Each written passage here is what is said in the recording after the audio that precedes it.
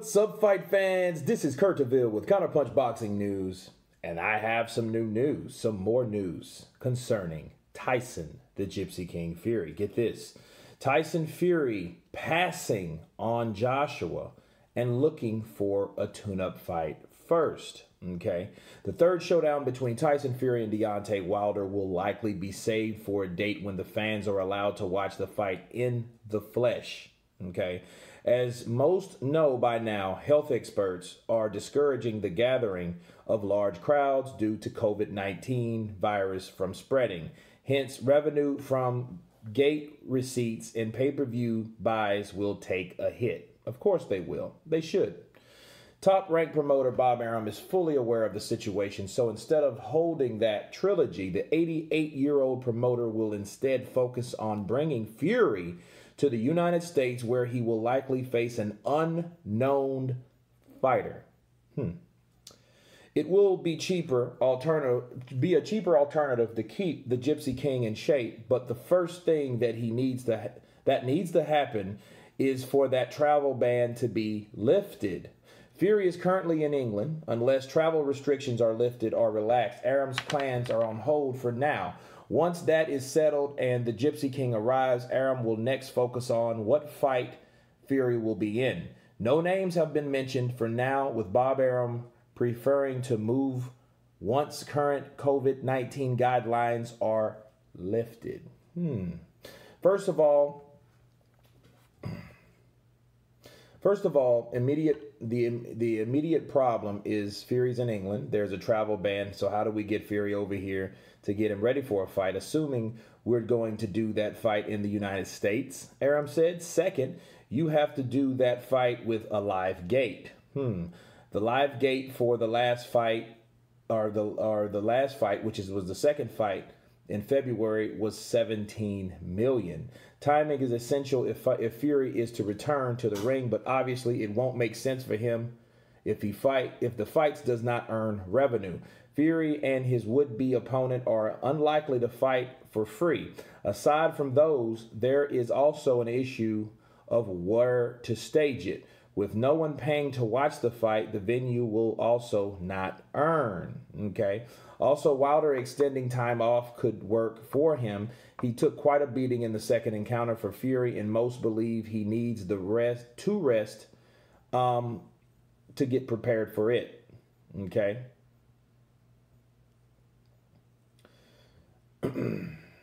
Bob Arum believes the best time to stage it is in November or December. However, there is no telling what situation the United States and the world will be in by that time. This shows why Arum is a bit apprehensive, knowing that boxers and boxing fans need to extend their patience before boxing returns to normal. Okay, let me counterpunch this, people. First of all, Bob is asking for patience. Okay, well, fine. You know, if you're asking for patience, I think you should then see where it's going to be.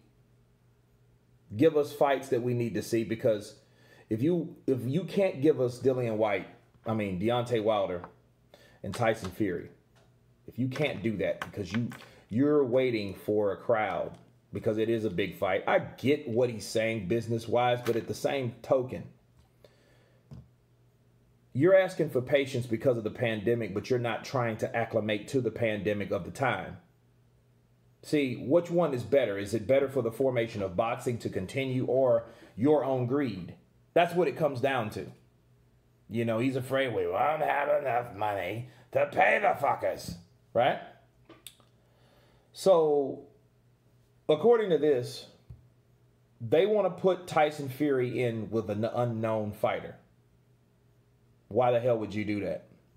Why would you want to put him in where you have the elephant in the room is Dillian Whyte? Dillian Whyte could scrap his date with Povetkin, because that's a voluntary. Get the mandatory out of the way, then that'll be that. And then, you know, because what we're seeing here, you know, and I know they have a good enough reason, or they're using that as a good enough reason or excuse to go from A opposition all the way down to D. And that's been Tyson Fury. You fought Deontay Wilder late 2018. You fought two guys that were not A or B opponents.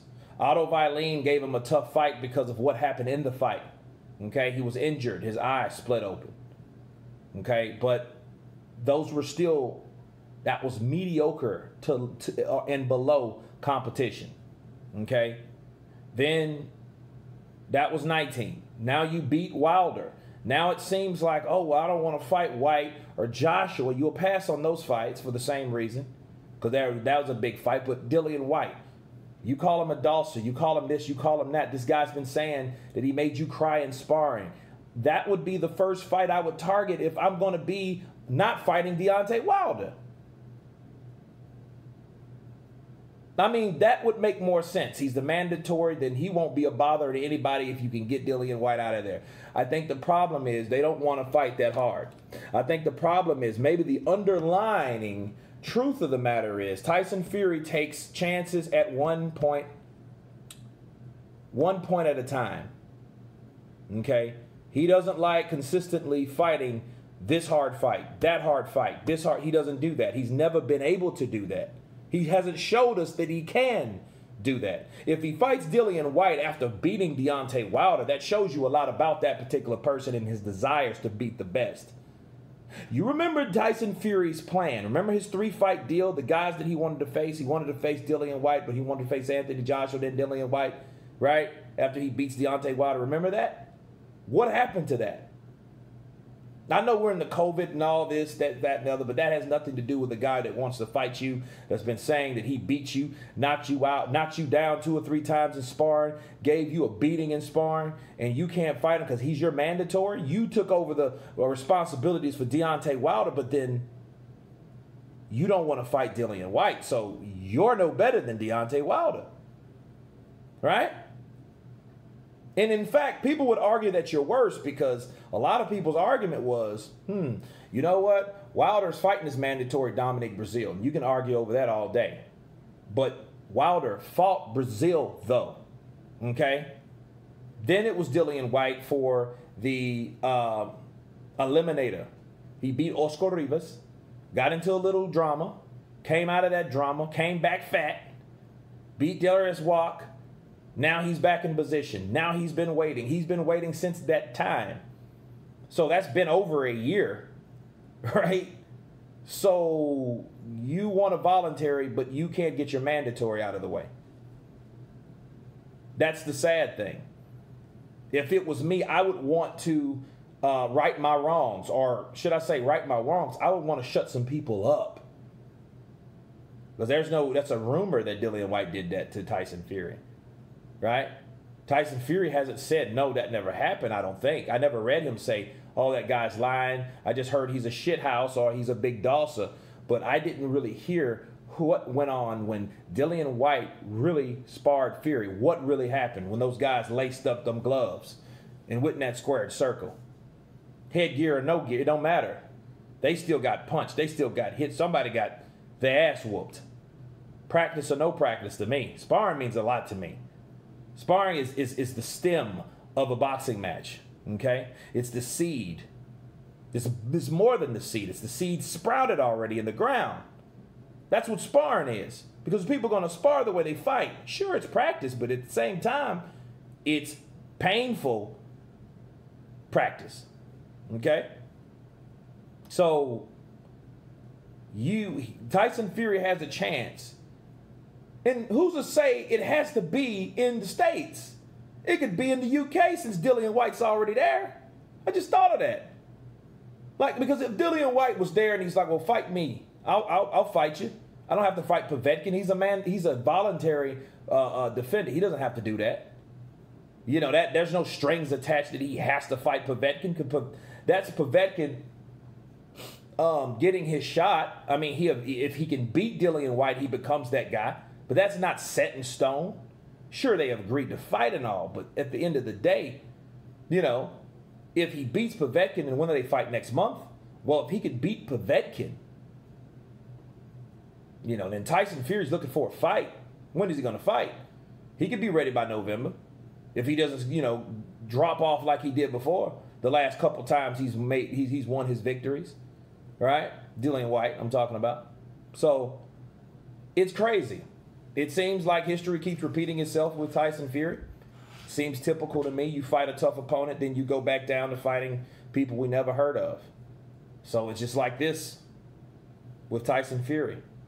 And people are allowing that to happen, including Mauricio Suleiman. But I already covered that guy in a couple other earlier videos. But anyway, you guys tell me what you think about Tyson Fury passing on Anthony Joshua and looking for a tune-up fight. Of course, please subscribe. And you guys been Counterpunch. Peace.